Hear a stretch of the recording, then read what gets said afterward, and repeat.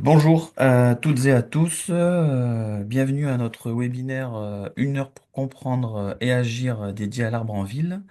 Merci de vous être inscrits aussi nombreux. Au moment de le lancer, on était 293 inscrits, donc on voit que le sujet intéresse beaucoup d'entre vous.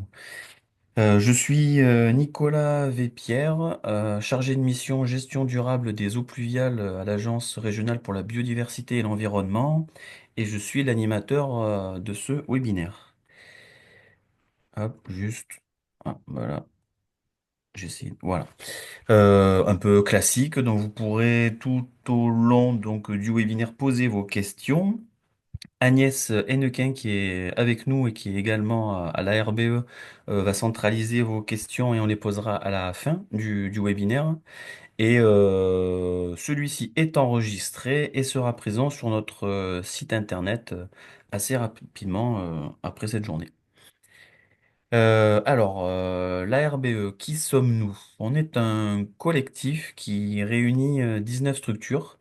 En membres financeurs, il y a la région Sud, l'OFB, l'Agence de l'eau, l'ADEME, l'ADREAL, des départements et des grandes collectivités de notre région.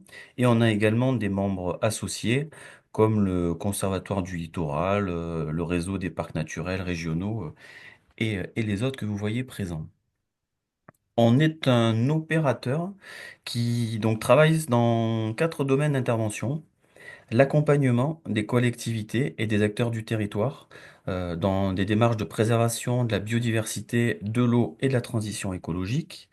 On travaille également sur l'amélioration et la valorisation des connaissances, la sensibilisation et la formation des différents publics, et l'animation de réseaux d'acteurs ainsi que le développement donc, de projets européens. On a mis en place un cycle de webinaire, 1 heure pour comprendre et agir, dans le format 13-14 heures depuis quelques années. Et dans ce cycle, on a décidé d'inclure un cycle dans le cycle dédié à l'arbre en ville. Vous avez déjà eu un webinaire qui a eu lieu en novembre dernier, connaître, préserver et prendre soin des arbres en ville, le webinaire d'aujourd'hui. Ensuite, vous aurez en avril et en mai les 2 autres webinaires de notre cycle, donc que planter, comment et avec qui, et patrimoine arboré, patrimoine bâti, faut-il choisir? Donc notre webinaire d'aujourd'hui, Eau, sol, arbre, le trio gagnant.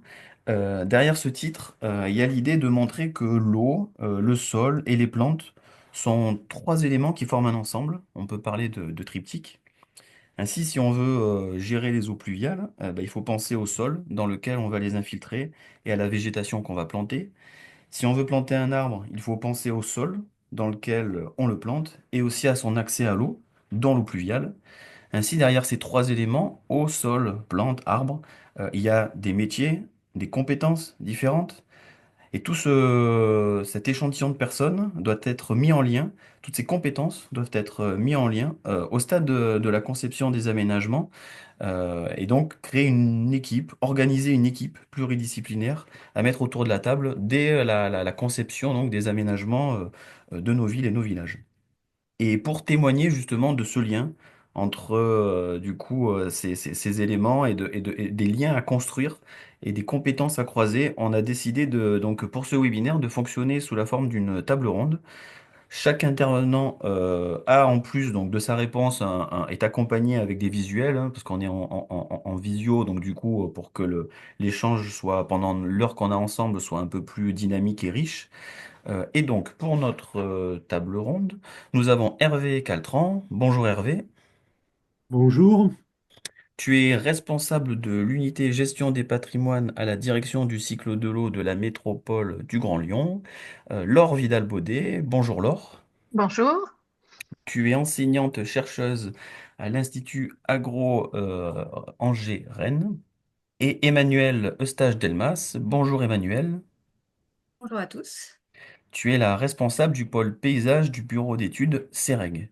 Le bureau d'études CEREG, historiquement, est dirigé, organisé autour de la question de l'eau et depuis 8-9 ans, enfin, pas mal d'années, vous aviez déjà la réflexion de travailler avec une équipe paysage en interne parce qu'aujourd'hui, la gestion de l'eau, ça passe par une approche à ciel ouvert, une gestion du coup avec du nivellement, du paysage et donc c'est pour ça que tu es avec nous. Et pour parler donc de l'approche paysagère, dans les projets des collectivités. Je vais commencer avec toi, Hervé, pour savoir justement, donc aujourd'hui on le voit, du moment où on veut créer nos villes et nos villages avec plus de place pour l'eau et la nature, il faut penser paysage, il faut réfléchir avec une approche paysagère. Et avec ton exemple donc du Grand Lyon, je voulais savoir si tu pouvais un peu nous montrer comment vous fonctionnez en fonction de vos projets, pour les petits projets et jusqu'aux grands projets. Ok, d'accord. Donc, on peut passer sur la première diapositive. Donc, comment on fonctionne? Bah, tout ça, ça va dépendre de du type du projet et surtout du temps qui va être alloué pour sa réalisation. Donc, en gros, on va distinguer deux cas de figure. Le premier cas de figure, c'est des réaménagements sur des parties de voirie, sur des carrefours ou des portions de rue. Donc, tous ces travaux sont portés à la métropole par des subdivisions de voirie qui travaillent avec les collègues qui sont en charge des arbres. Alors, bien que ces travaux soient prévus à peu près un an à l'avance, ils démarrent et ils s'arrêtent très rapidement en fonction de ce que demandent les communes. Et donc, dans ce cas-là, il n'y a aucune approche paysagère. Si ce type d'aménagement sur les voiries est un peu plus conséquent et on a un peu plus de temps, pour le coup, les collègues des subdivisions de voiries vont se rapprocher de la direction du cycle de l'eau qui va les aider à dimensionner, à travailler les ouvrages. Mais là non plus, on n'a pas d'approche proprement dite paysagère. Par contre, il y a deux fiches réflexes qui ont été faites pour la voirie, donc qui expliquent les principes de gestion des eaux quand on travaille avec la végétation, donc de planter en point bas, de faire des dépressions, ouvrir, etc. Alors, il y a un cas qui est un peu plus complexe et peut-être un peu plus gros. Donc, c'est sur l'autre diapositive, s'il te plaît. C'est quand on a des projets sur lesquels on va se retrouver avec des phases esquisses, AVP, Pro. Donc ces projets-là, qui peuvent concerner des voiries, des actes, des PUP, donc sont gérés plutôt par la direction de la maîtrise des ouvrages urbains. Et dans ce cas-là, on va se retrouver aussi dans deux situations. Une première situation où c'est travaillé en interne parce que la direction de la maîtrise d'ouvrage a un bureau d'études avec des paysagistes, avec des architectes, avec des ingénieurs qui sont compétents dans la gestion de l'eau. Et dans ce cas-là, on a bien une intégration paysagère, une intégration de l'eau, puisque les gens travaillent ensemble. On parlait d'équipe pluridisciplinaire, c'est ce qui se passe. Et on a un quatrième cas de figure, c'est toujours la maîtrise d'ouvrage urbaine qui gère ces projets-là, mais les projets sont externalisés. Et dans ce cadre-là, on a des accords cadres à bon de commande, où on a choisi plusieurs bureaux d'études qui, eux aussi, ont des équipes pluridisciplinaires avec des écologues, des paysagistes, des hydrauliciens. Et donc là aussi, il y a ce travail en collaboration avant. Et dans tous les cas, dans ces projets, il y a des prescriptions qui sont données par la direction de l'eau pour le choix des bureaux d'études, mais aussi au niveau du programme et qui donnent un avis sur les AVP, sur les pros et sur la réception. Donc voilà, en gros, quatre cas de figure, deux sur lesquels on a du paysage et gestion de l'eau, et deux où on a juste de la gestion de l'eau. Merci Hervé. Donc pour une approche paysagère, il nous faut bien un sol support pour construire ce paysage. Et en ville, le sol est un élément très hétérogène. Et là maintenant, je me tourne vers toi, Laure, pour voir, est-ce que tu peux nous présenter déjà ce qu'est un sol urbain et si tu peux ensuite nous présenter un panorama de différents types de sols que l'on retrouve en pied d'arbre. Oui, tout à fait. Donc, on a vu dans les projets qui ont été présentés précédemment que l'on mette une action avec paysagère ou pas, il faut s'intéresser au sol pour qu'il puisse infiltrer de l'eau ou être support de végétation aussi et remplir différentes fonctions.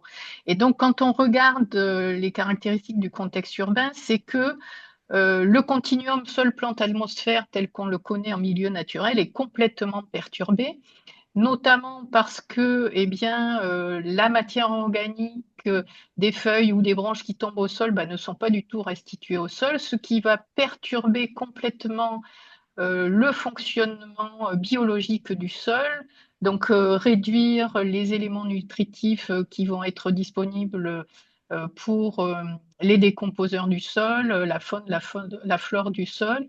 Donc, on a une perte de biodiversité, moins d'éléments nutritifs après qui vont être disponibles pour les arbres, et donc un sol qui va être beaucoup moins bien structuré et apte à permettre le développement des végétaux, mais aussi l'infiltration de l'eau. Donc, quand on regarde un peu le panorama de ce que l'on peut avoir en ville en tant que sol urbain, on a vraiment des sols qui sont très, très hétérogènes. Même en l'espace d'1 mètre, on peut avoir des sols très différents, avec beaucoup d'artefacts quelquefois qui sont présents, liés à des activités humaines qui peuvent être très anciennes, et on a aussi beaucoup de superpositions de couches différentes, de remblais, etc. Mais il ne faut pas croire pour autant qu'en ville, tous les sols sont hétérogènes ou artificiels. On peut aussi avoir des sols qui se rapprochent encore de sols entre guillemets pseudo-naturels, mais qui sont plutôt situés en- à l'extérieur ou en périphérie extérieure de la ville, et plus on va vers le centre, plus c'est modifié.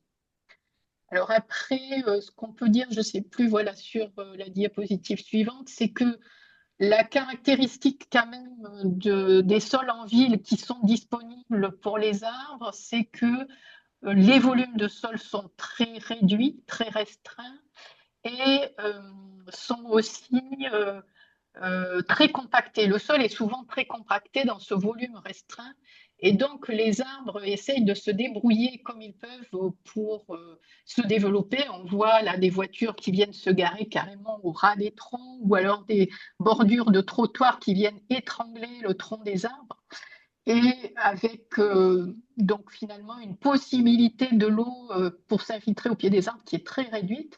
Et donc les racines, qu'est-ce qu'elles vont faire? Elles vont essayer d'aller aux endroits où le sol n'est pas trop compact et où elles peuvent trouver de l'eau. Et là, on voit à droite, les racines, elles sont soit juste sous le revêtement, où là, il y a un peu de condensation, ou alors le long des tuyaux d'évacuation d'eau pluviale, d'eau usée, enfin, où il y a du sable et où elles peuvent se développer, alors que le sol est très, très compact. Et donc là, ce sont des exemples d'arbres dans des cours d'école, hein, que ce soit les deux photos en haut où on voit que eh bien, le sol qui fait 80 centimètres de profondeur, enfin en tout cas le profil qui est décrit fait 80 centimètres de profondeur, mais les 40 derniers centimètres, c'est de la roche altérée, du schiste, et au-dessus, on a de la grave non traitée, compactée, avec un petit revêtement en surface.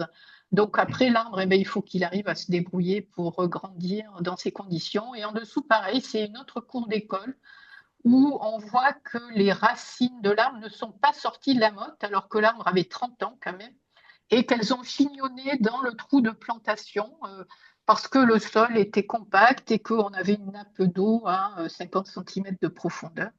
Voilà, donc on voit que les racines souvent sont malmenées, et c'est ce qu'on voit sur les deux photos à droite aussi, avec des racines qui longent les tuyaux. Euh, Merci, voilà.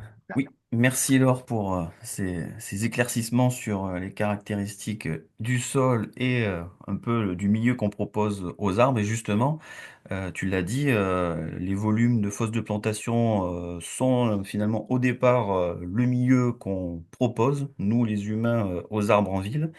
Et pour ça, je me tourne vers toi, Emmanuel, et voir est-ce que tu peux nous faire un tour d'horizon des volumes de fosses proposés dans le fascicule 35, dans les règles pour pro et quelques chartes de l'arbre qu'on a dans le sud de la France.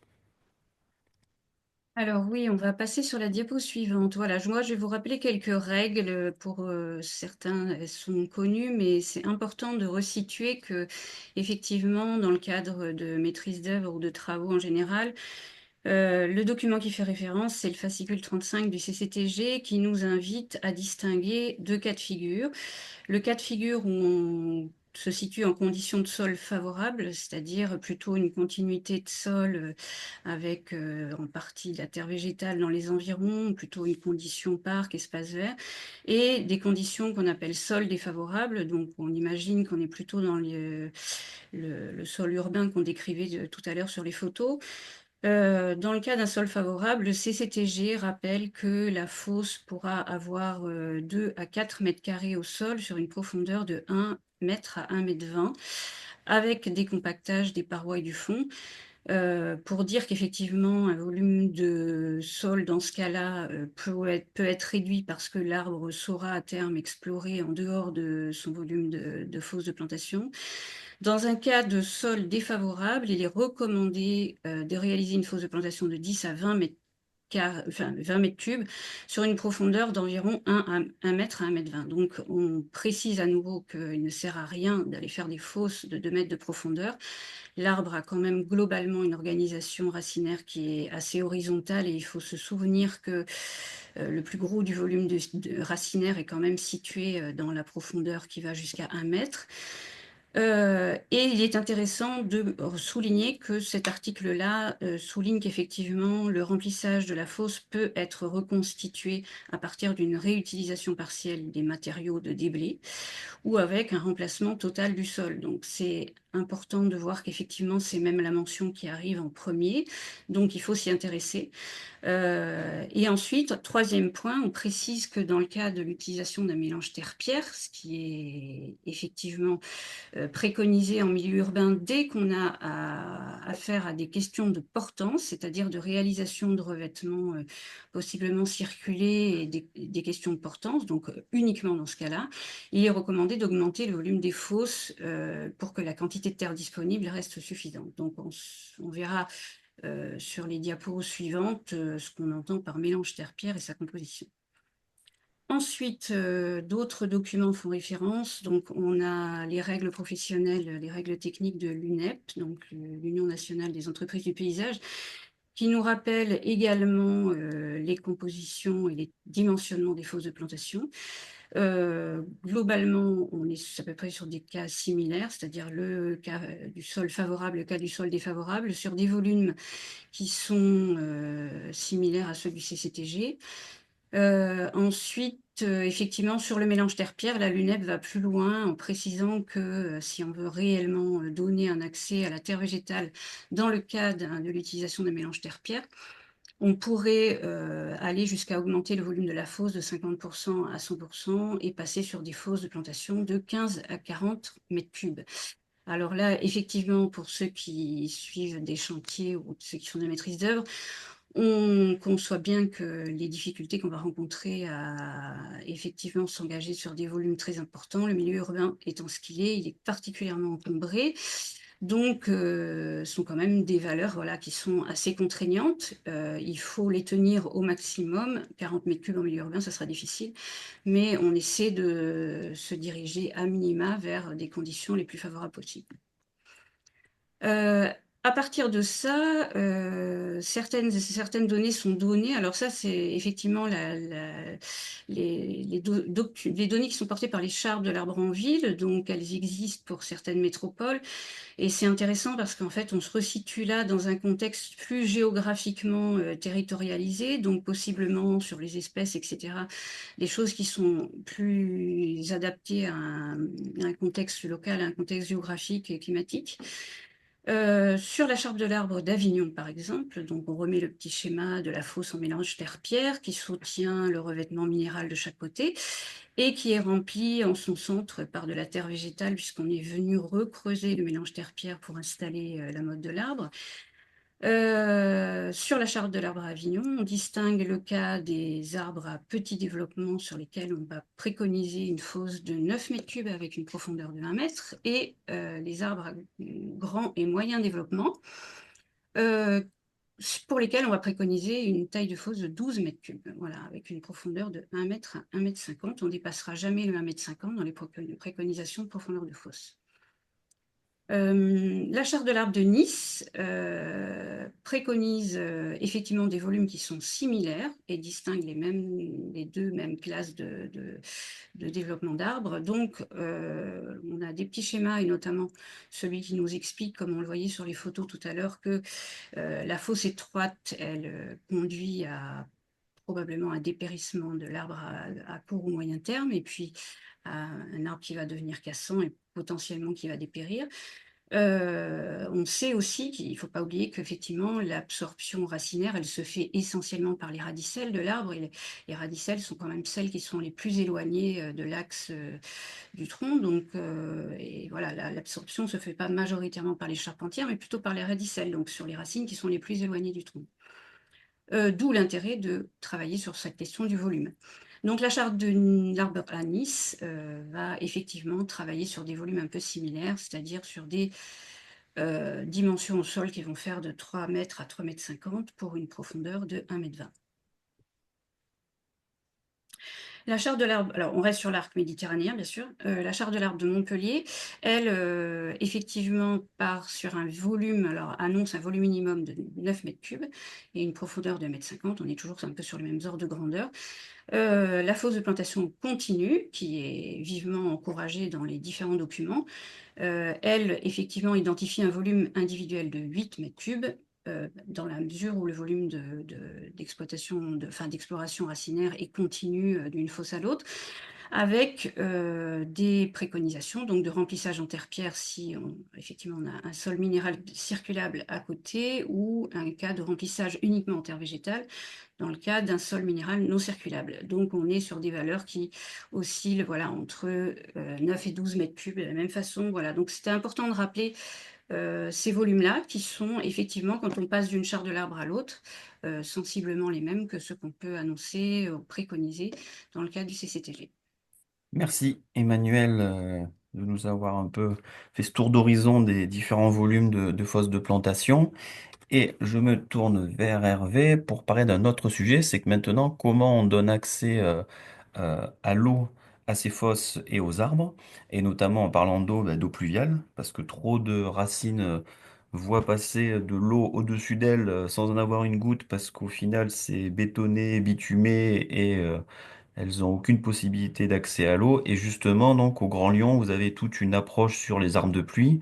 Et Hervé, est-ce que tu peux nous faire un panorama de ce que vous avez pu déjà réaliser sur des arbres isolés et sur des arbres d'alignement? Ah, Hervé, du coup, ouais. Oui, oui, ça y est, pas de problème. Donc oui, c'est bien d'accès à l'eau qu'on va parler pour ces arbres hein, dont il va être question. Et c'est ce que tu disais, c'est important parce que on est dans un contexte de changement climatique, on a un changement du régime des pluies, et puis toutes les petites pluies en général sont captées, sont emmenées directement au réseau d'assainissement. Donc, je voulais rappeler qu'à la métropole de Lyon, on avait mis en place ce concept d'arbre de pluie, où on avait repris ce concept qui existait déjà d'arbre de pluie. Et l'idée, c'était bien de travailler sur des arbres déjà existants. On parlera des plantations après, mais déjà les arbres qui sont existants. Et donc, l'idée pour leur faire capter plus d'eau, c'était de désimperméabiliser et agrandir le pied d'arbre, recreuser si possible ce pied d'arbre en dépression, rajouter de la terre, parce qu'on a parlé tout à l'heure de la qualité des terres pour les arbres avec le besoin de matière organique, suppression des bordures, et on verra planter une strate herbacée et une strate arbustive au pied de l'arbre. Voilà. Donc, dans cet exercice, on est aussi très contraint, on l'a évoqué tout à l'heure, autant en profondeur dans le sol, parce qu'on va se retrouver avec des réseaux, on va avoir les racines de l'arbre qui sont présentes, on va trouver des sols construits, peut-être avec des fondations, mais on est contraint aussi en surface en fonction de l'usage qu'on va avoir autour des arbres, les places de parking, les questions de circulation, de visibilité. Donc, la transformation des arbres en arbres de pluie, ça peut effectivement se faire sur des arbres qui sont isolés. Et donc, l'objectif, ça va être de récupérer l'eau pluviale dans le caniveau pour l'amener au niveau des arbres. Donc, les bordures sont supprimées ou ouvertes, et on va mettre une tranchée d'infiltration à la place du caniveau. Alors bien sûr, le préalable, c'est déjà de s'assurer que l'espèce d'arbre, c'est une espèce qui va être en capacité d'accepter un sol qui peut être un peu lourd. Et c'est de s'assurer aussi que la perméabilité du sol encaissant va pouvoir être suffisante pour que l'eau puisse s'infiltrer. Donc voilà, donc cette transformation demande quand même assez souvent des suppressions de places de parking autour. Et on parlait de végétalisation du pied de l'arbre, mais on peut très bien faire ces travaux sans végétaliser fortement le pied de l'arbre. Donc là, on n'est pas tout à fait dans le contexte et l'idée qu'on avait des arbres de pluie, mais c'est des choses qui peuvent se faire pour amener de l'eau directement à l'arbre. Bon, il y a quelques exemples ici. Après, on peut passer sur la diapo suivante. Donc, ce travail peut aussi être fait sur des arbres d'alignement. Donc là, c'est plus facile de travailler car les arbres sont espacés, sont dans des fosses qui sont plus ou moins continues et on peut venir créer des dépressions de façon assez importante, plus loin du tronc de l'arbre et sans avoir ou sans blesser les racines qui sont présentes. Et quand on a de la place comme ça, c'est d'autant plus intéressant qu'on va pouvoir creuser, faire des dépressions importantes. Et donc, sur des espaces de voirie ou des surfaces de voirie qui ne sont pas très, très importantes, on va pouvoir s'affranchir de la tranchée d'infiltration dans ce cas de type d'arbre. Voilà. Donc, en gros, on va simplement recréer une noue avec un fond qui va avoir la forme de vague. Donc, on peut passer sur la diapo suivante. Et sur la diapo suivante, on a fait le même exercice, mais en revégétalisant entre les pieds d'arbres avec des strates basses, herbacées et des strates arbustives. Alors, donc là aussi, c'est beaucoup plus intéressant de travailler sur ces espaces-là, car pour le coup, on va avoir une vraie modification du paysage urbain. Donc, on va croiser paysage et on va croiser eau. Et on va avoir une gestion de l'eau qui va être beaucoup plus efficace avec le nombre de végétaux, l'aération du sol. On va retrouver un sol vivant et on va pouvoir travailler aussi sur l'augmentation de la biodiversité. Les effets rafraîchissants sont aussi grandement améliorés dans ce cas-là quand on arrive à planter densément au pied des arbres. Voilà. Mais pour faire ça, il faut que l'espace entre ces arbres ne soit pas circulé et ne serve pas de parking. Donc on peut passer sur la diapo suivante. Et on voit là typiquement qu'on a de la circulation entre les arbres et qu'on va se retrouver aussi avec des places de parking. Donc là, typiquement, c'est des arbres qui étaient existants aussi et sur lesquels on a créé des tranchées de Stockholm. Donc on en reparlera un petit peu aussi. Donc vraiment comme a fait Björn Hembren à Stockholm quand il a développé sa méthode. Et je voulais insister sur le fait, hein, un peu comme l'a dit Emmanuel, qu'il faut trois conditions qui sont cumulatives. Un, il faut qu'on cherche à avoir un sol portant pour circuler dessus. Il faut deux, qu'on veuille faire des plantations ou qu'il y ait des plantations. Et le troisième cas, il faut qu'il y ait besoin de gérer l'eau de pluie. Sinon, l'eau pluviale, sinon, ces tranchées de Stockholm ne sont pas forcément utiles. Et puis sur la diapo suivante, donc c'est des illustrations des premiers arbres de pluie tels qu'ils ont été mis en place dans le cadre du projet Artisan en se basant sur le concept de solutions fondées sur la nature. Donc là, on cherchait vraiment à recréer des petits écosystèmes au niveau des pieds d'arbres et en arrivant à répondre aux enjeux d'inondation qu'on avait sur les voiries et création d'îlots de fraîcheur urbaine. Donc, dans ces cas-là, on voit aussi création de tranchées au niveau du caniveau pour récupérer l'eau, abaissement des bordures, un creusement, une dépression au niveau du pied de l'arbre et surtout une végétalisation. Donc là, tous les suivis qu'on fait, que ce soit pour la biodiversité, pour la pédofaune, au niveau des végétaux, au niveau des insectes ou des oiseaux, que ce soit sur la croissance de l'arbre ou que ce soit pour les aspects sociaux, on voit que tous ces paramètres suivis sont très positifs au niveau de l'arbre. Donc voilà les points importants, un petit panorama de ce qui existe à Lyon. Merci Hervé.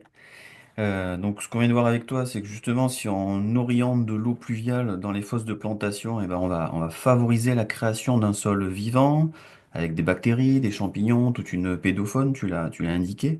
Classiquement, pour un aménagement paysager, on mobilise de la terre végétale. une terre qui implique des déplacements de camions, une terre qui peut provenir de décapage de sol agricole.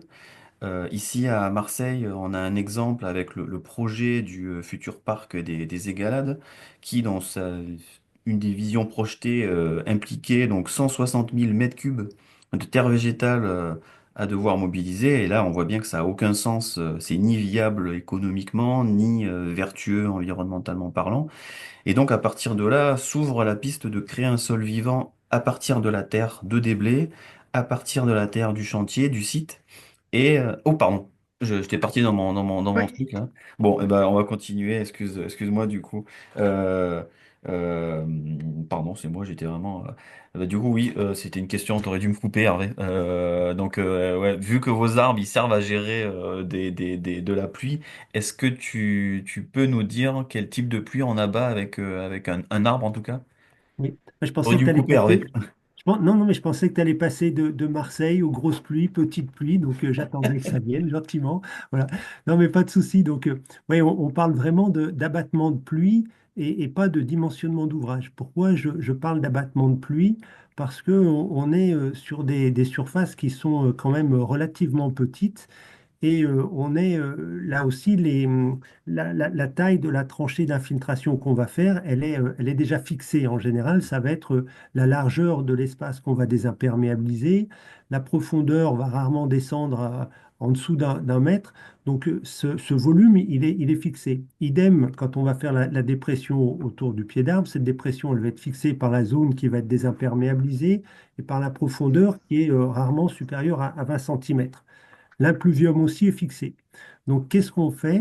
On va partir de la dimension de l'ouvrage et avec la méthode des pluies, on va remonter pour voir quel type de pluie on arrive à gérer.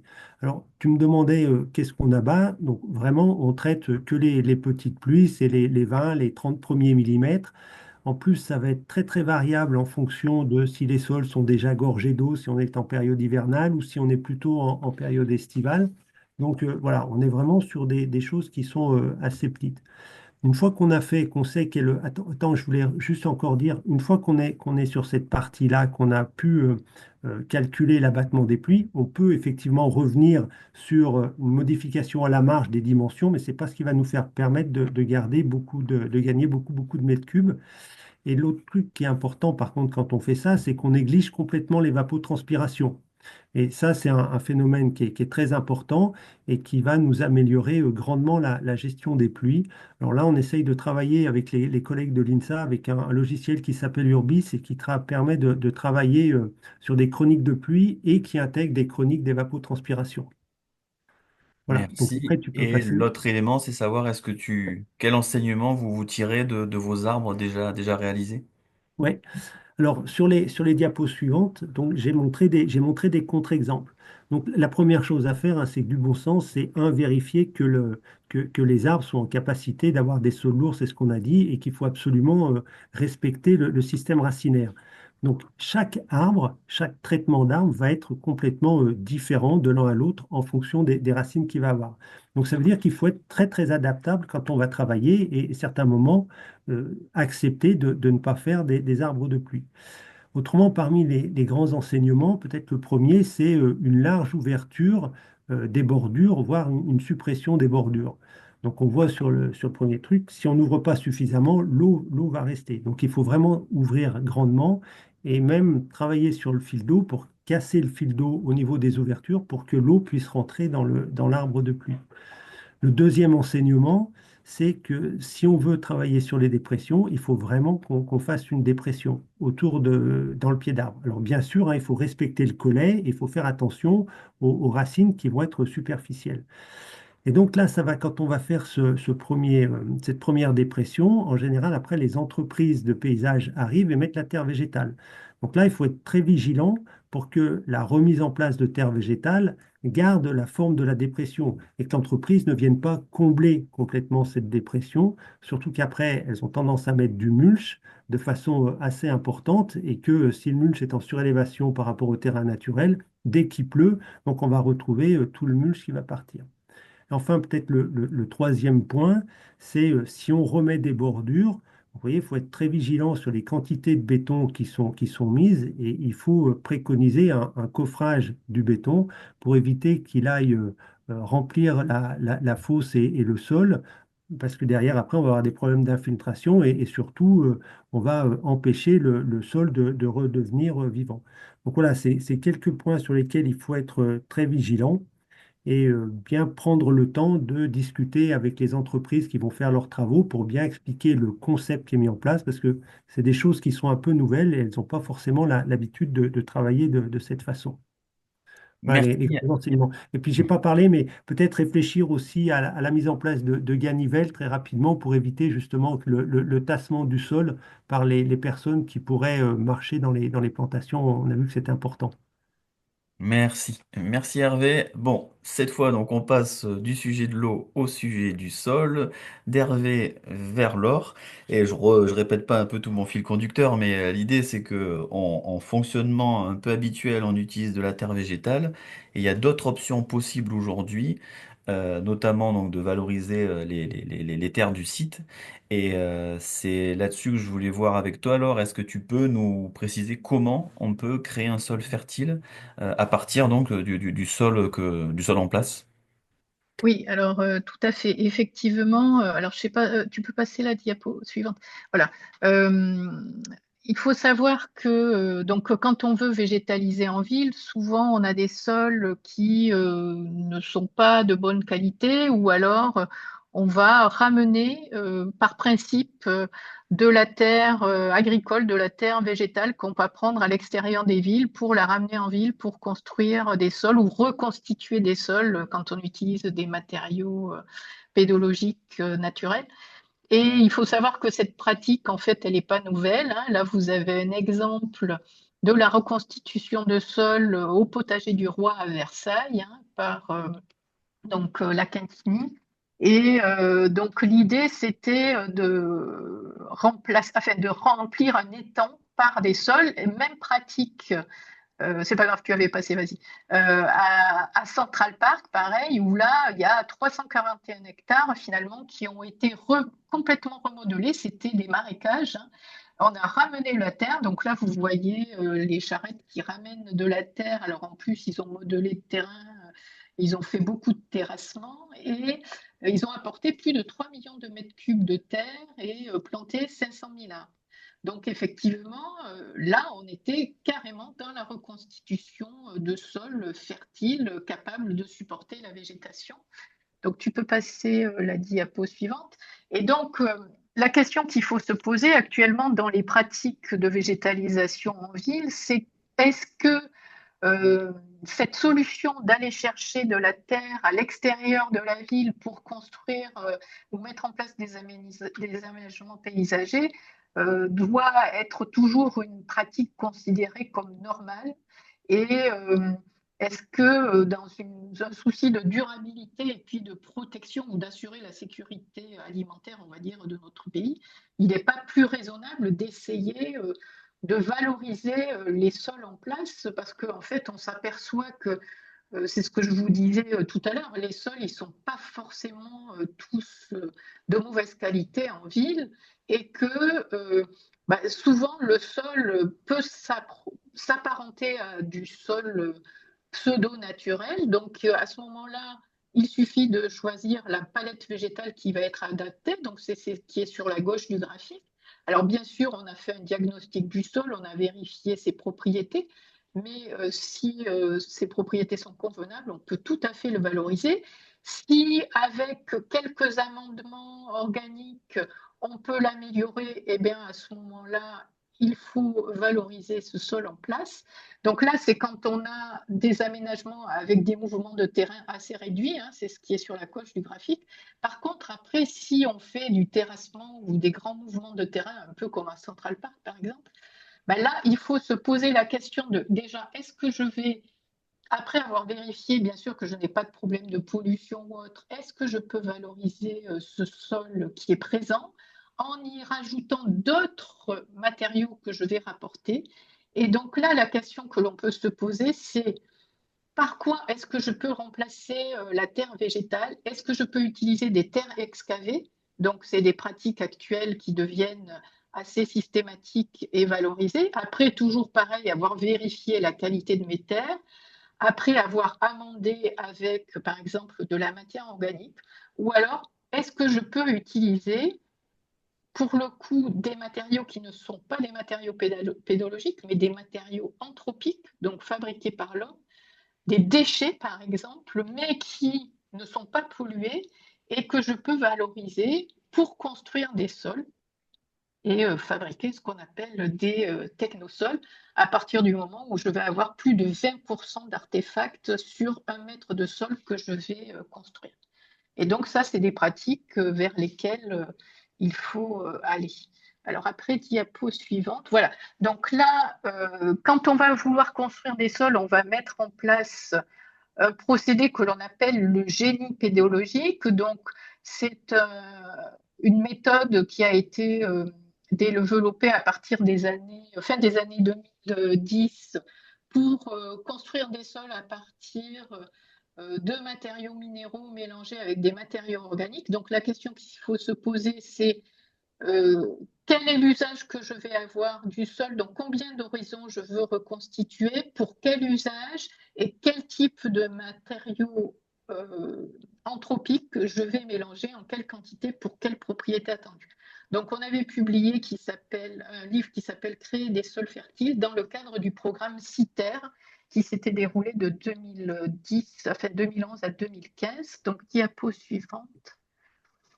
Et donc, ce génie pédologique a été testé en Lorraine pour la réhabilitation de friches industrielles où les sols étaient pollués et après un traitement thermique, il y a 8000 tonnes de terre donc traitées thermiquement qui ont été mélangées avec des bouts de papeterie qui jouaient le rôle d'amendement organique, en fait d'apport de matière organique, plus du compost de déchets verts. Et ils ont donc construit un sol. Donc vous avez le profil en dessous là qui est représenté avec ces 3 couches de matériaux, bout de papeterie, mélange terre, bout de papeterie et puis compost en surface. Et vous voyez au bout de 2 ans, eh bien l'idée c'était d'avoir une prairie extensive. Et on voit que en 10 ans, le profil de sol qui était au départ constitué de couches artificielles, anthropiques, eh bien ce profil a évolué vers un profil qui ressemble à un sol naturel. Donc, ça veut dire qu'on a une pédologie très rapide. Et là, c'est un autre exemple, un processus de construction de sol fertile. Donc, c'est le projet de Prégauderie dans le 7e arrondissement à Lyon, où une partie de la friche industrielle a été utilisée pour construire un collège et puis 6000 m² d'espace vert public.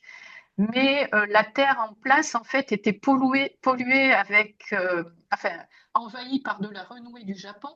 Donc, la solution, ça a été de creuser jusqu'à 1,50 m de profondeur, de tamiser cette terre à 10 mm pour ne pas avoir de morceaux de plantes capables de se régénérer et de redémarrer toute seule. Et donc, cette terre a été mise en table, c'est la photo que vous avez en bas à gauche, mélangée avec 30% à peu près de matière organique et laissée à maturer, on va dire, pendant 6 mois avant d'être réutilisée et remis dans les trous de plantation. Et puis, avant plantation, apport de matière organique, il y a eu des essais aussi d'ajout de vers de terre et d'études de la faune et flore du sol. Et alors, voilà. Ah, merci. Donc, c'est bon. Merci Laure pour ces différentes pistes pour créer un sol vivant, propice au développement des arbres. On peut aussi penser à l'environnement dans lequel l'arbre grandira, c'est-à-dire est-ce qu'on est dans un couloir de vent, est-ce qu'on a l'ombre portée d'un bâtiment, une façade vitrée avec de la réverbération. Et avec toi, Emmanuel, je voudrais qu'on voit est-ce que justement on peut aller un peu creuser ce sujet de penser le milieu dans lequel l'arbre sera. Alors effectivement, les conditions de plantation ou l'environnement de la plantation va influencer considérablement le développement de l'arbre. On a en milieu urbain, enfin, on part du principe que déjà dans des conditions urbaines marquées, une espèce ne va pas développer la totalité de son patrimoine génétique ou pas à l'échelle de ce qu'elle devait faire, c'est-à-dire que par définition, à minima, on applique un abattement sur la hauteur, ou quand on prend les hauteurs des espèces, les hauteurs de référence des espèces, on pratique un abattement qui est au moins de 5 mètres sur la hauteur en général. Mais on a surtout beaucoup d'autres symptômes de dépérissement prématuré chez les arbres parce que le milieu urbain les sollicite trop. Alors on a parlé des sols compactés, c'est réel, c'est-à-dire que la compaction des sols ou l'absence de volume de sol pour le développement est beaucoup trop fréquente. L'absence d'hygrométrie dans des milieux urbains particulièrement denses. On a énormément d'effets alors de couloirs de vent, oui, surtout en zone méditerranéenne, c'est-à-dire que le Mistral a un effet desséchant qui renforce toutes les autres, disons, composantes néfastes du milieu urbain. Et on a aussi des composantes comme l'éclairage public qui, on le sait, a un effet malheureusement partiel sur la photosynthèse, c'est-à-dire que l'éclairage public sur des sources notamment qu'on utilise moins maintenant, mais par exemple, la source sodium est très néfaste pour l'arbre parce qu'en fait, elle implique un début de photosynthèse chez les arbres. Donc, en fait, un cycle de photosynthèse qui s'installe dans des périodes nocturnes qui ne devraient pas être, donc qui épuise l'arbre, si on veut, ou qui ne respecte pas son cycle biologique. Donc le milieu urbain dans son ensemble est défavorable, quoi qu'il arrive, est défavorable à l'arbre. On a effectivement, ça crée un certain nombre de sources de stress qui ont des incidences considérables sur son développement, et sa pérennité souvent est remise en question, est souvent remise en question. On peut lire à ce sujet-là un ouvrage voilà, qui a été rédigé par Corinne Bourgerie, Caroline Molly, à l'ombre des arbres, là, qui a été réédité avec un certain nombre de retours d'expérience sur des plantations qui ont été faites en milieu urbain il y a 30 ou 40 ans.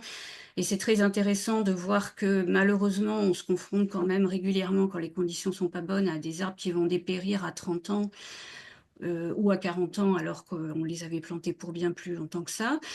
Donc effectivement, on va s'intéresser à l'environnement dans toutes ses composantes de sol, de température, d'exposition, pour limiter les sources de stress au maximum, étudier les chemins de l'eau, on en parlait, et effectivement s'intéresser aussi à la capacité de rétention en eau du sol dans la recomposition du substrat de plantation.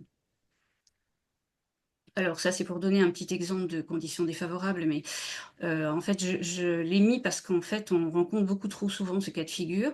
Après avoir visité effectivement un certain nombre d'établissements scolaires, et puis c'est pas uniquement les établissements scolaires, on trouve ça sur les parkings aussi, c'est-à-dire que on donne des conditions qui sont défavorables à la population déjà, aux usagers, dans un espace public qui est fermé sur lui-même, sans air là pour le coup, et puis avec des revêtements très chauds. Mais il faut savoir que ce qu'on va planter dans cet espace-là aussi, finalement, c'est aussi un contexte qui va être défavorable pour les arbres. Donc, sur un projet, alors que je cite pas parce que c'est juste représentatif de ce qu'on voit trop souvent,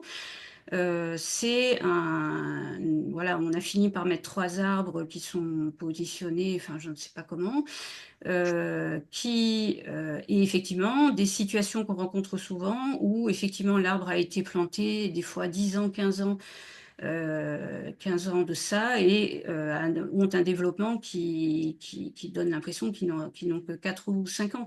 Donc en fait les conditions globales sont mauvaises, les conditions climatiques, les conditions de plantation, de fosse de plantation, de dimensionnement, d'accès à l'eau. Et en milieu méditerranéen, on le paye cher, c'est-à-dire que le développement n'y est pas. Alors on peut, voilà, on peut être, on se fixe des objectifs en tant que paysagiste et on fixe des objectifs de forme à atteindre, de volume à atteindre, de forme végétale à atteindre. Il faut se donner les moyens de ces objectifs. Donc là, on est sur des exemples caricaturaux de plantations accessoires, bonne conscience, je sais pas, ou peut-être pour respecter une quantité ou sur un parking pour respecter la quantité biodiversité du PLU. Donc, on a l'impression d'avoir rempli le contrat, mais on est très très loin du compte. Donc, en fait, on peut pas voilà, se projeter sur le long terme sur des actions de ce type-là. Il faut le savoir. Les conditions sont défavorables, voilà, assez souvent, même quand on en tient compte. Donc, on sait que la proximité d'une baie vitrée de revêtement foncé, alors ça, c'est des caméras thermiques, on le voit vite, c'est-à-dire les amplitudes thermiques par rapport à ces situations-là, par rapport à des revêtements ou à des situations de protection au flux d'air ou de réverbération de certaines façades vitrées, entraîne des situations thermiques qui peuvent aller voilà, sur des écarts de 20 degrés, c'est énorme. Donc l'arbre, lui aussi, alors les usagers souffrent, mais l'arbre, lui aussi, est exposé à ces situations-là. Et c'est des situations qui vont remettre plus ou moins en question la pérennité, et on sait que c'est pas l'objectif recherché. Donc Merci. aujourd'hui, voilà, pour Oui, ouais. finir, donc sur la photo de droite, la question est de savoir c'est si en milieu méditerranéen, quand on va peut-être restreindre les accès à l'eau sur des restrictions, des arrêtés préfectoraux qui nous limitent l'accès à l'eau, peut-être pas la première année, mais la deuxième ou la troisième, si on n'a pas tout intérêt à réfléchir à des plantations qui soient à l'ombre au départ pour une pérennité qui serait améliorée sur les premières années. Voilà. Mm. Merci Emmanuel. Donc oui, peut-être bien choisir l'endroit où on le place et changer les plans initiaux pour l'implantation des arbres et peut-être augmenter les volumes de fosses si vraiment on sait qu'on met l'individu dans un milieu très défavorable pour sa survie. Et du coup, maintenant, on avance un peu dans le webinaire. On voit qu'on a plusieurs choix possibles en termes de sol, en termes de terre, de la terre végétale, de la terre de déblai rééquilibrée, ou le mélange terre-pierre. On en a déjà parlé, on va continuer à en parler. Laure, est-ce que tu peux nous donner pour toi un peu des propositions de comment faire un choix entre ces différentes terres? Oui, alors, donc si je reviens un peu à la question que l'on doit, enfin aux questions que l'on doit se poser quand on fait un aménagement paysager, c'est finalement déjà quel est l'usage que l'on veut mettre en place. Est-ce que c'est un usage accompagnement de voirie, tramway, ou là, pour le coup, on peut se contenter d'un horizon de croissance de 25 à 40 cm d'épaisseur et qui sera satisfaisant pour le type de végétation plutôt strate basse que l'on va mettre en place? Ou est-ce qu'on est sur un aménagement plutôt square et parc et où là, eh bien, on va vouloir mettre des différentes strates basses, moyennes, enfin arbustives ou arborées, et où là, il faut avoir un profil un peu plus profond avec un, voire deux, enfin deux ou trois horizons superposés. Et puis après, il y a le cas particulier de l'arbre d'alignement, mais on en a déjà parlé avec un mélange squelette, donc qui est le mélange terre-pierre, et puis un horizon de croissance. Et donc, à chaque fois, il faut se poser la question, donc quel usage et quel profil ou quelle superposition d'horizon de croissance ou technique que je veux pour le développement de ma végétation. Et donc, il va falloir se fixer des objectifs en termes de qualité du sol pour sélectionner les valeurs que l'on veut atteindre pour certains paramètres physico-chimiques que l'on se sera donné. Donc ici, dans le cadre du programme CITER, on avait travaillé sur des paramètres physiques, macroporosité, masse volumique apparente et réserve utile en eau du sol, et puis sur des paramètres chimiques comme le pH, la teneur en matière organique, le rapport C sur N, la teneur en phosphore assimilable. Voilà. Et donc là, on s'était fixé les valeurs que l'on voulait atteindre. Et alors, à droite, là, je vous donne des exemples un petit peu des questions que l'on va se poser par rapport à un profil de sol que l'on va découvrir pour faire un aménagement, une renaturation d'un espace. Donc, vous voyez en haut, ça, c'est le technicentre SNCF euh, d'un site sur Rennes et où, eh bien, quand on a décrit le profil de sol, sur les 20 premiers centimètres en surface, on avait du ballast et puis du mâche-fer. Et puis en dessous, on avait le sol en place, mais qui était complètement compacté. Vous voyez, il est gris-bleu, complètement asphyxié. Et pour l'aménagement, eh bien, on s'est dit, pour essayer de se rapprocher des valeurs agronomiques attendues, on n'a pas décapé le ballast et on n'est pas allé chercher de la terre végétale. On a tout mélangé sur 70 cm d'épaisseur. On a ramené du compost de déchets verts ou non, c'était peut-être des plaquettes de bois.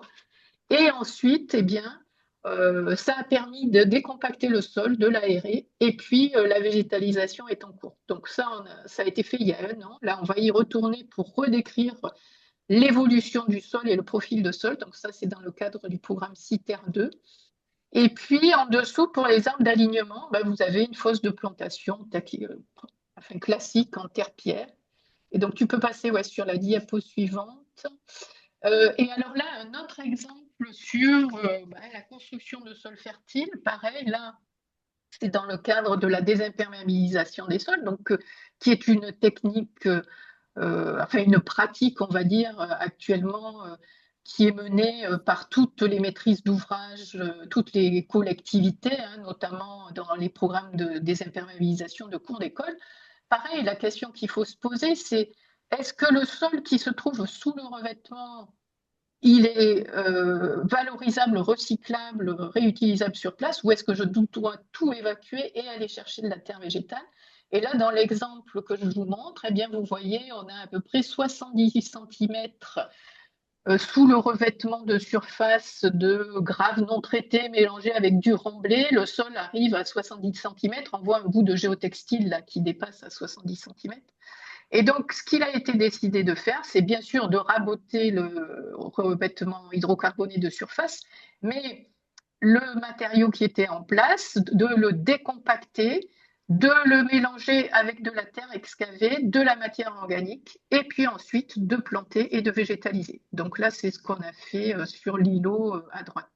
Et donc, on fait des mesures d'évolution de la température et de rafraîchissement par cet îlot qui a été créé sur un parti. Alors, je ne sais pas s'il y a une diapo suivante. Non, Non, c'était bon. voilà. Alors, Merci. Oui. donc, moi, je voudrais dire, je vous remercie tous d'avoir écouté. Je vais être obligée de vous quitter parce que je dois aller rejoindre un groupe d'étudiants.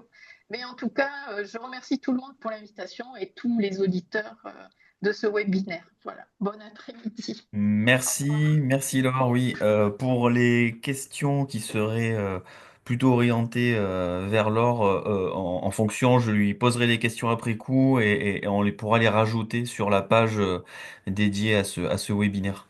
Tout à Euh, fait. Merci encore, Laure. Juste le petit élément, on en avait parlé, c'est que là c'est sur un site expérimental, mais si on devait reproduire ce même genre de site pour une collectivité, on pourrait éviter de mettre la petite bordure pour que justement les eaux pluviales dont on a parlé avec Hervé puissent être dirigées vers cet espace qui peut gérer la pluie, qui apportera avec l'eau un sol un peu plus nourricier, vivant. Merci encore. Et on... Oui, à bientôt. Et avec Emmanuel, on voulait aller plus loin sur la question donc du mélange terre-pierre, parce que oui, c'est une solution assez utilisée en milieu urbain pour justement, ça a été dit, sa capacité portante, on peut appeler ça une structure squelette, ça évite le tassement.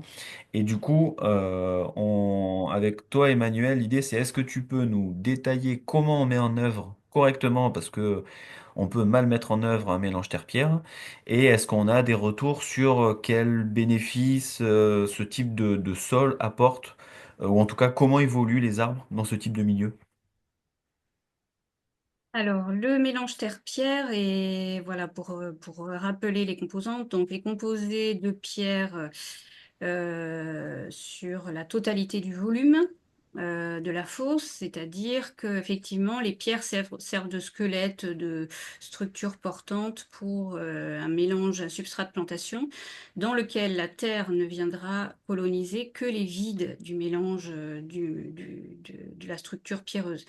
Donc, on va effectivement s'appuyer sur un mélange des pierres qui souvent de provenance locale, si possible avec plutôt des granulométries orientées 40-80, 60-120 ou 80-120 selon les cas. On fait en sorte effectivement que la résistance à la fracture ou à l'écrasement soit réelle et qu'elle soit plutôt concassée, c'est-à-dire de nature anguleuse, enfin tout ça pour essayer d'optimiser les vides. Donc la granulométrie est là pour ça aussi, c'est-à-dire qu'en fait, ce qui est le plus important dans cette structure-là, c'est qu'effectivement les pierres viennent se bloquer entre elles, donc créer un substrat portant et possiblement portant sous structure de surface circulée. La Terre, elle, vient occuper uniquement les vides, donc a priori un ordre de grandeur qui est dans le volume qui est plutôt de 30% selon les matériaux. Et selon effectivement l'indice de vide qui est indiqué dans la fiche technique du matériau. Donc ça c'est un point très important, c'est-à-dire c'est pas un pourcentage général qu'on peut inscrire directement au CCTP. Le pourcentage de terre viendra toujours du pourcentage de l'indice de vide du matériau. Donc c'est important de le connaître. Alors ils peuvent provenir d'une fiche technique. On sait des fois que les fiches techniques voilà, on peut avoir des erreurs sur des transmissions de fiches techniques aussi. On peut faire des petits contrôles pour s'assurer, parce que c'est l'élément essentiel qui va faire la réussite du mélange terre-pierre, c'est avoir un bon équilibre terre et pierre. Donc, c'est de faire un test sur un volume qui est connu. On remplit en pierre, on vient compléter en eau, et effectivement, on a le volume d'eau correspondant. Donc, c'est un point qui est important, c'est de bien cadrer effectivement l'indice des vides du matériau qu'on souhaite utiliser. Si possible, qu'il y ait une incidence sur le pH du sol qui soit assez limitée, même si dans pas mal de sites, ici, on va plutôt s'orienter dans tous les cas vers un matériau calcaire, qui est souvent le plus proche aussi des sites de chantier.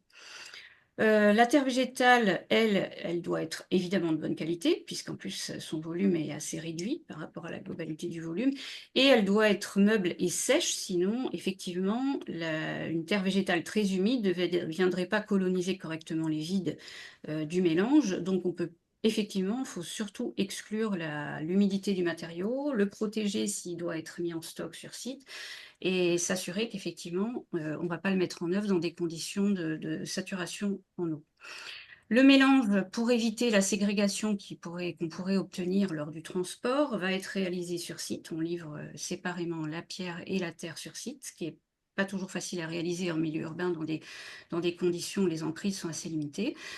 Mais dans tous les cas, il sera réalisé in situ, parfois au fond de la fosse, mais in situ, et il sera compacté par couche, comme une structure de voirie, par couche de 30 à 40 cm.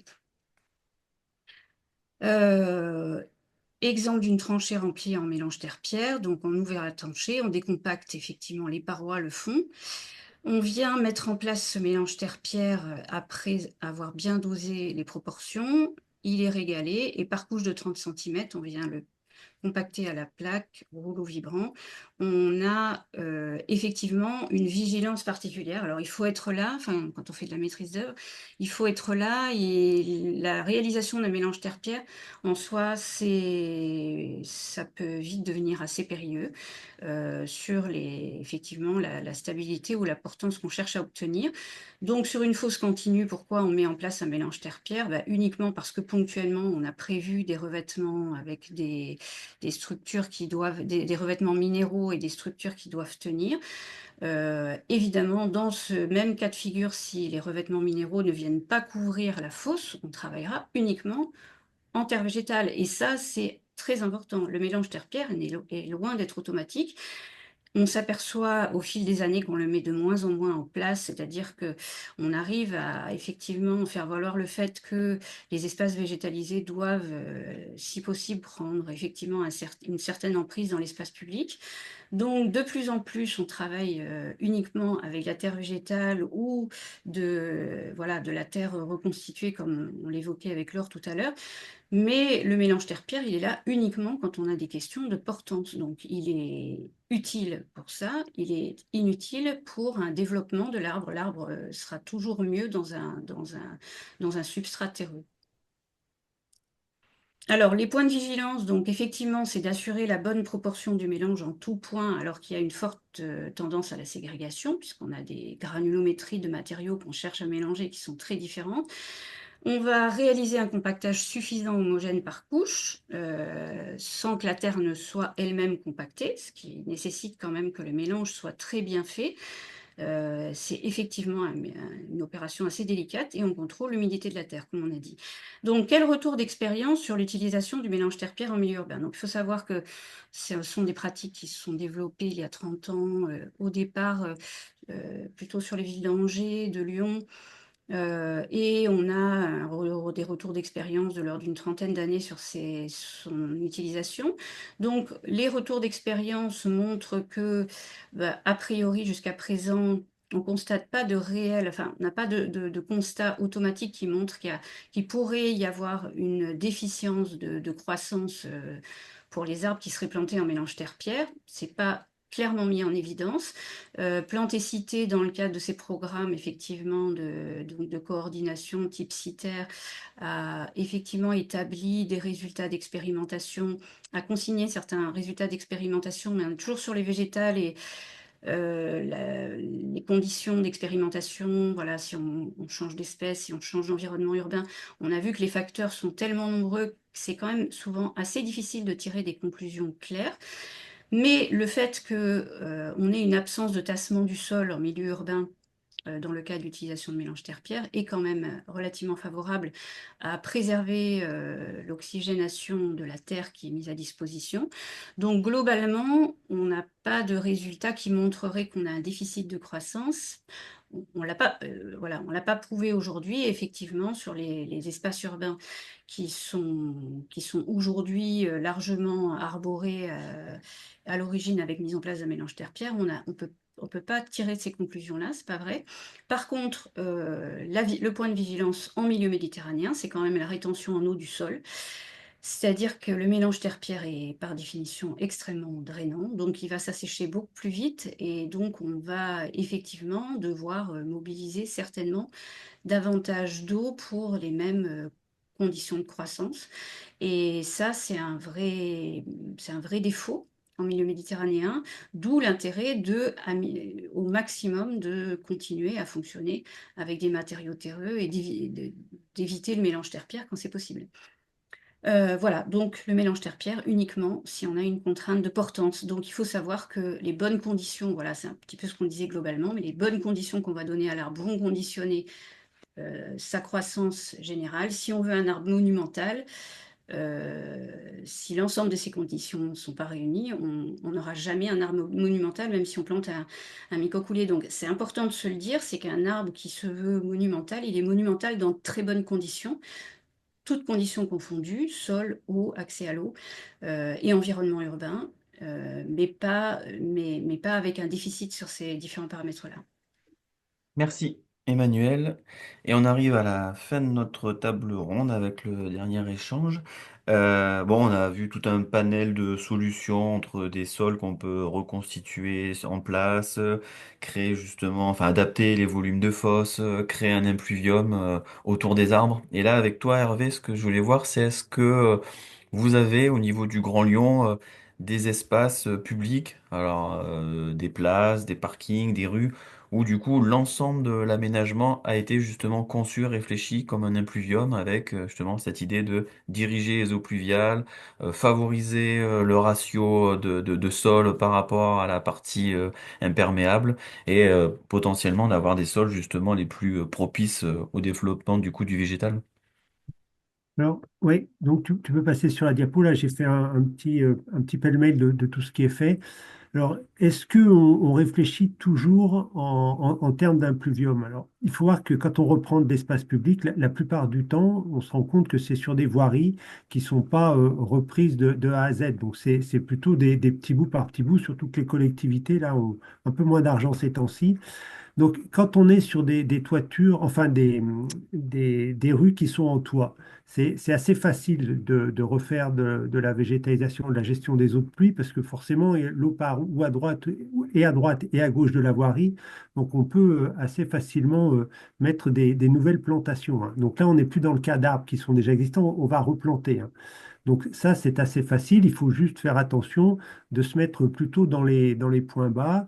Donc quand on a une rue qui est monopantée, il faut bien se mettre dans la partie où on est au point bas. Et quand on regarde la rue de façon longitudinale, là aussi, c'est plutôt s'installer sur les points bas. Et surtout, si on veut travailler avec de l'existant comme un impluvium, c'est bien faire la végétalisation avant les avaloirs ou avant les grilles qui conduisent l'eau pluviale dans le réseau d'assainissement, parce que si on est après, ça sert à rien et on n'arrive pas à travailler sur un impluvium. Donc ça se fait beaucoup sur les rues. C'est un peu plus facile qu'avec des arbres qui sont déjà plantés parce qu'on a un peu plus d'espace, on a un peu plus de liberté pour arriver à faire de la dépression pour récupérer l'eau pour gérer cette eau de pluie-là. Donc on le fait aussi sur les parkings. Alors, là aussi, hein, deux cas où le parking il est complètement repris ou alors c'est déjà un parking existant qu'on va retravailler. Si c'est un parking existant qu'on va retravailler, c'est un peu plus compliqué parce qu'on n'a pas toujours la maîtrise de la topographie et de l'impluvium. Donc il faut faire attention aussi surtout à la circulation des voitures et le conflit qu'il peut y avoir entre les voitures et les arbres. Et on a des solutions. Si on fait des plantations en point haut, il faut creuser suffisamment pour mettre la végétation et on peut très bien imaginer récupérer l'eau pluviale sur les points bas et la conduire dans les endroits où on a fait les plantations qui sont un peu en surélévation avec un système de canalisation. Donc ça, c'est tout à fait possible.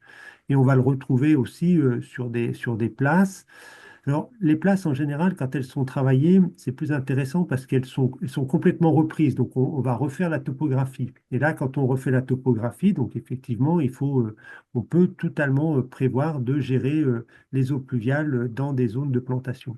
Alors, on revient un peu sur ce qu'on disait au début, hein. C'est possible que si on a des équipes qui sont pluridisciplinaires, qui travaillent ensemble, et si on intervient sur la gestion de l'eau tout en amont du projet, comme on le fait pour les autres fonctions urbaines de l'espace, hein, la mobilité, le déplacement, etc. Donc tout ça prend en place. Donc oui, ça c'est des choses qui se font de plus en plus, mais il faut savoir néanmoins que la plupart des opérations se font sur un espace déjà existant, donc un peu plus compliqué.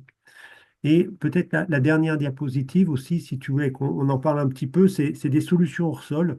Donc là, c'est des solutions qui se sont développées quand on est très contraint par le sous-sol et en particulier des canalisations qui sont peu profondes quand on veut absolument végétaliser et gérer les eaux de pluie sur des canalisations peu profondes.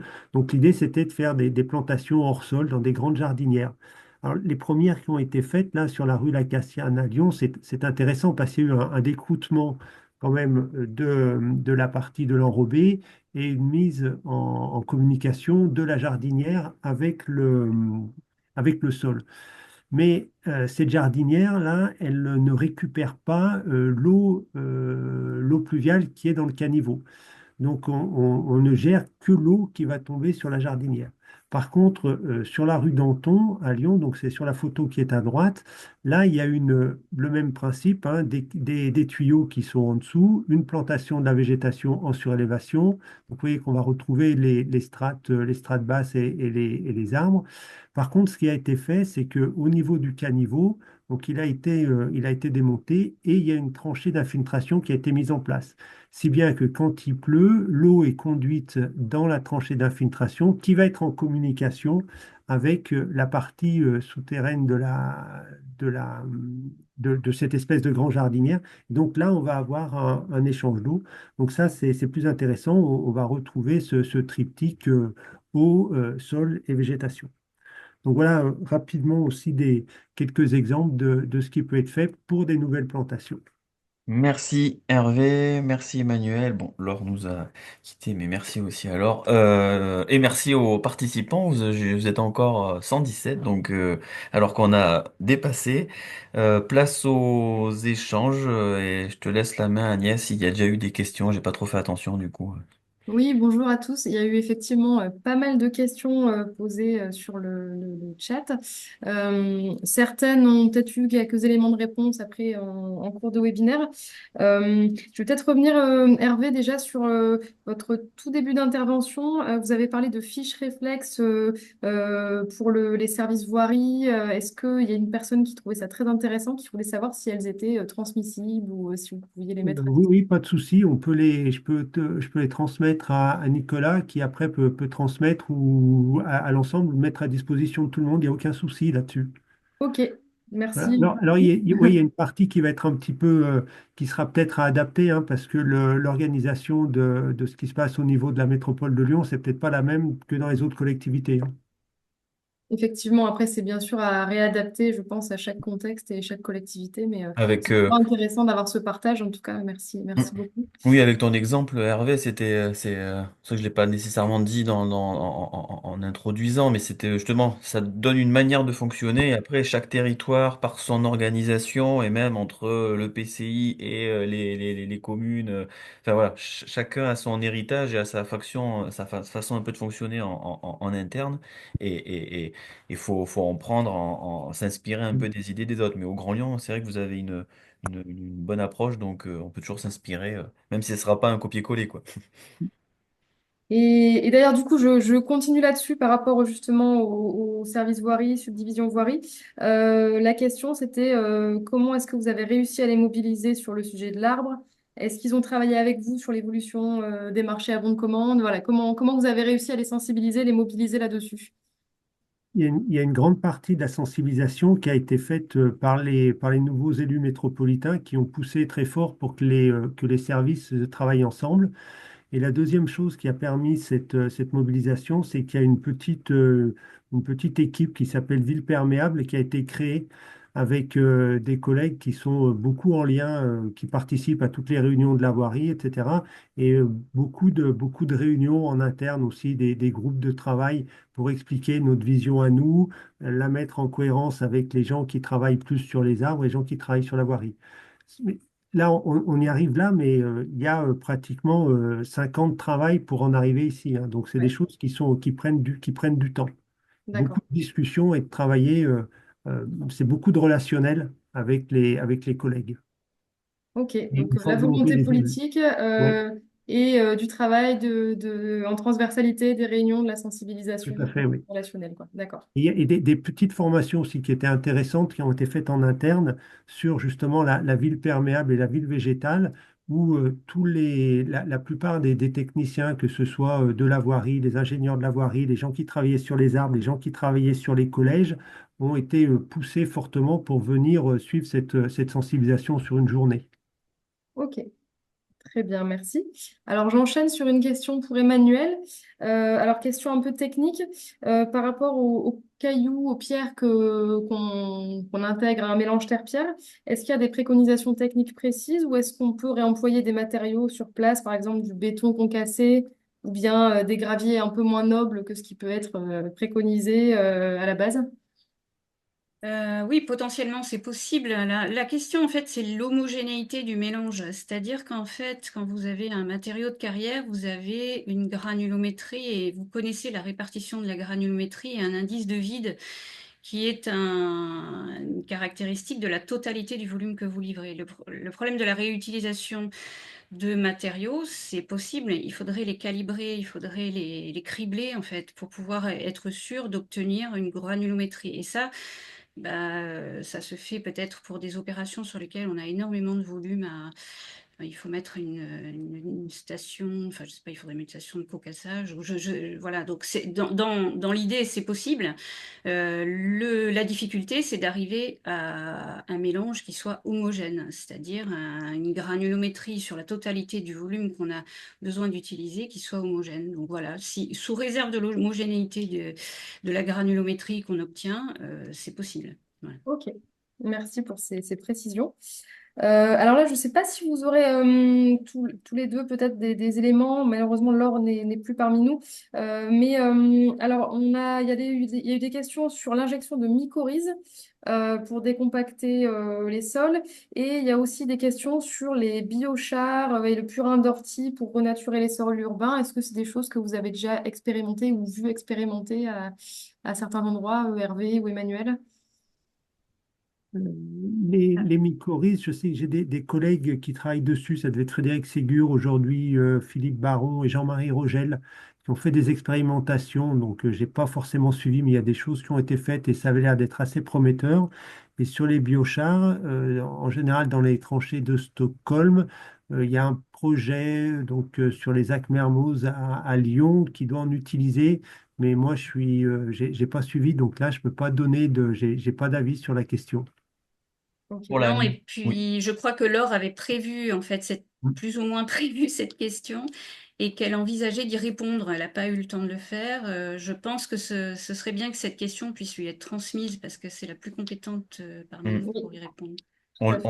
On lui posera et aussi sur nous le territoire, donc à Marseille, sur le périmètre Remède, il y a eu une thèse qui a été menée justement avec un pourcentage d'inoculum mycorhizien injecté dans le sol en place. Et pareil, il faudra avoir le détail des résultats, mais ils étaient même, enfin, le pourcentage injecté était encore plus faible que ce qui avait été testé dans le cadre de cette thèse. Donc ça montre que c'est vraiment une piste très prometteuse voilà, d'accélérer, d'améliorer la renaturation du sol par l'injection de ce type de champignons. Mm. Ok. Alors, je continue toujours, hein, puisque j'ai encore quelques questions à poser, si on a encore quelques minutes. Euh, Justement, il y a des craintes de maîtres d'ouvrage publics en lien avec donc la réalisation d'arbres de pluie et donc l'infiltration d'eau à proximité de bâtiments. Est-ce qu'il y a des précautions à prendre en termes de distance? Enfin voilà, est-ce que c'est quelque chose qui vous a été un peu posé comme question, comme questionnement? Ouais, Euh, j'en ai pas parlé de cette partie-là parce que les arbres de pluie qui ont été faits aujourd'hui, c'est sur des endroits où il y avait des bâtiments qui étaient relativement récents, sans cave et pas des arbres qui étaient proches de bâtiments anciens, type haussmannien, avec des caves qui peuvent être en pierre. Donc, c'est vrai qu'on pourrait se poser la question dans ce cas-là.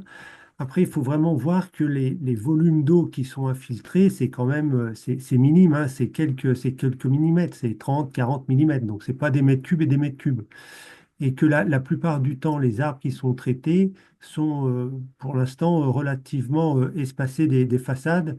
Nous étaient à 2 mètres à peu près, 2 mètres, 2 mètres 50 des façades, et que le développement de la désimperméabilisation s'est fait plutôt en partant sur la voirie ou en partant latéralement. À partir de la plantation d'arbres. Et on n'est pas allé ramener de l'infiltration au pied d'arbre, on est sur des caniveaux enfin sur des caniveaux déjà existants. Donc cette question-là, ça n'avait pas l'air enfin pour l'instant, on l'avait pas comme problématique. Mais c'est quelque chose à intégrer quand on a regardé de ne pas aller traiter des arbres qui étaient trop près déjà de façade. C'est ok. pas une question d'arbre en particulier, c'est une question de désimperméabilisation, Oui. en pied de façade au Mm. sens large. Donc là, les précautions, c'est effectivement surtout quand on a affaire à effectivement une problématique de sol et de risque argile gonflante, où là, il y a des prescriptions qui relèvent notamment plutôt des bâtiments, mais donc là, le géotechnicien donne ses prescriptions là-dessus, mais effectivement, il y a des restrictions hein, sur la désimperméabilisation en pied de façade lorsqu'on a affaire à des secteurs concernés par des risques argile gonflante, Mhm. notamment. Ok. Merci pour ces précisions.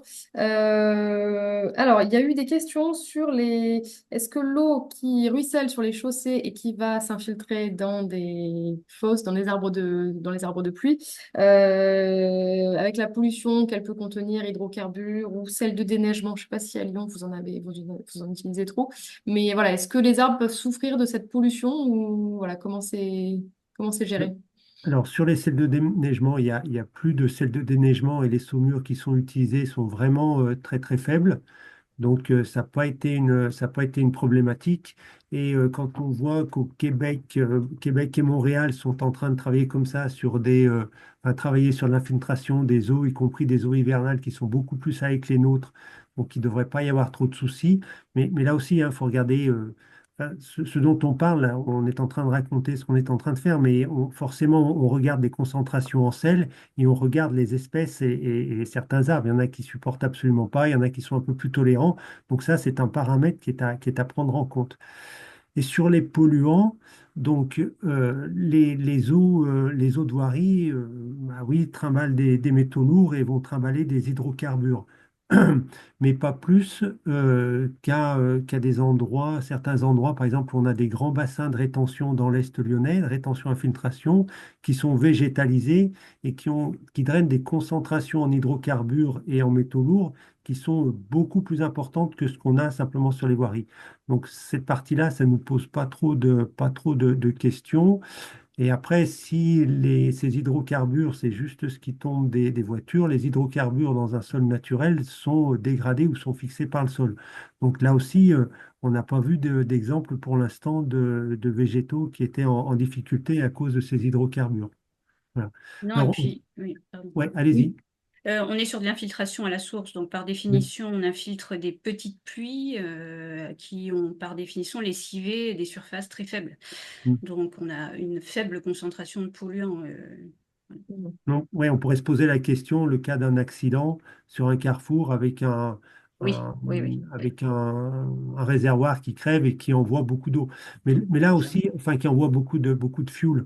Là, ce qu'on se dit, c'est que comme tout est superficiel, forcément, la pollution se verra. Et on peut très bien imaginer, dès que la pollution arrive, commencer à enlever la terre qui va être polluée pour la remplacer. Et l'arbre sera toujours en place. Mhm. Et Ok. petite précision, il y a une différence entre contamination et pollution. Et donc oui, les eaux pluviales, lorsqu'elles sont pas concentrées, sont contaminées en éléments. Un sol sera contaminé, oui. Au pied des arbres, là, des arbres de pluie, Hervé, le sol doit être contaminé, mais pour autant, il n'est pas pollué, ou peut-être pas pollué. Il y a justement ce stade où, en fait, quand on a un effet sur le vivant, c'est là où on parle de pollution. Et tant qu'on est au stade de contamination, la vie du sol, les processus biologiques et physico-chimiques arrivent à dégrader tout ce qui est chaîne carbonée, donc hydrocarbures et même pas mal de HAP. Enfin, voilà, donc pour ce Il y a type de deux, solution, ouais. ça fonctionne. Oui, il y a deux travaux qui sont en cours actuellement sur la métropole. Un qui est porté par le GREI, sur un projet qui s'appelle Disconnect, où c'est dans un sol contaminé. Donc on force au laboratoire le passage d'eau à l'intérieur de ce sol pollué pour voir ce qui va en sortir. Et en parallèle, il y a un projet qui est porté et qui s'appelle Infuse, où on a travaillé en conditions réelles dans une des subdivisions de la direction de l'eau. Donc, on avait des sols qui étaient pollués. On a créé une noue et il y a de l'eau de pluie qui s'infiltre et il y a un suivi avec des piézomètres et sous la noue pour voir ce qu'il en sort.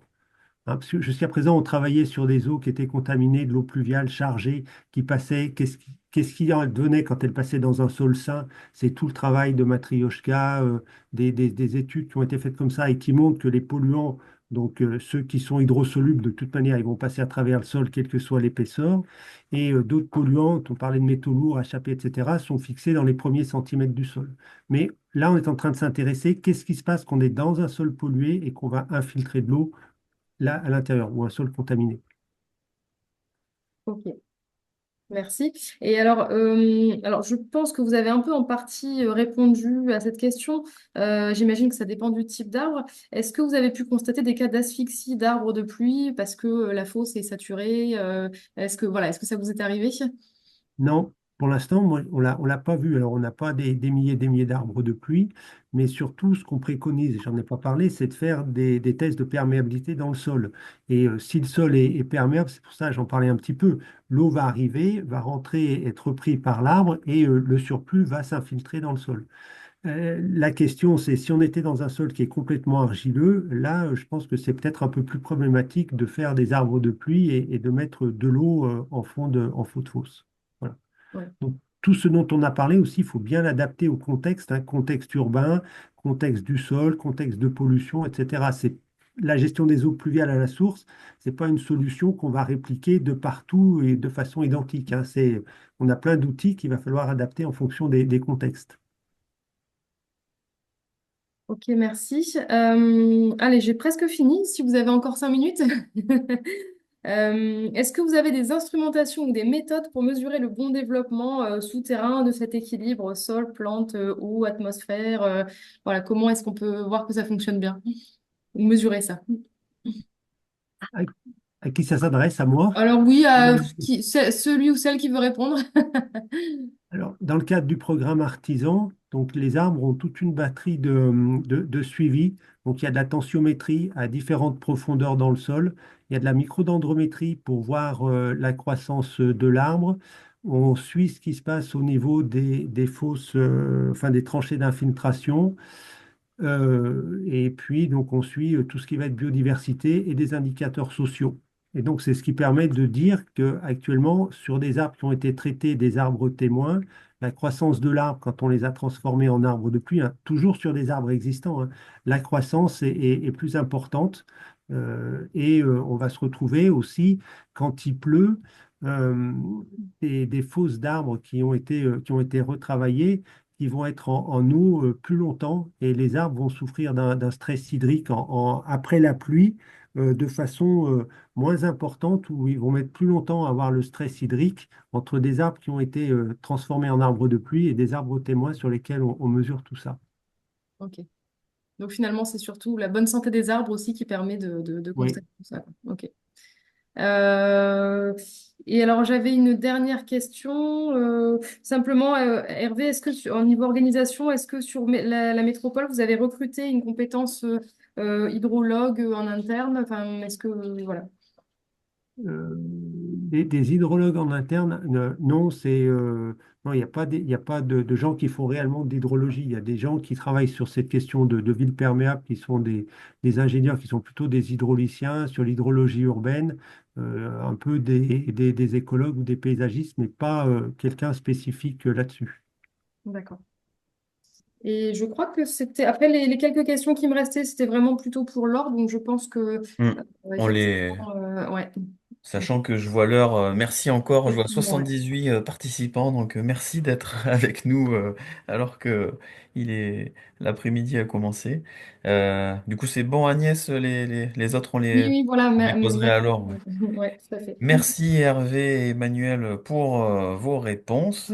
Et juste pour clôturer et parler de la suite, je vous ai dit pour les deux autres webinaires liés au cycle de l'arbre, donc en avril et en mai. Mais on a aussi donc un prochain webinaire, donc le mois prochain, sur la gestion intégrée de l'eau dans les parcs d'activités économiques.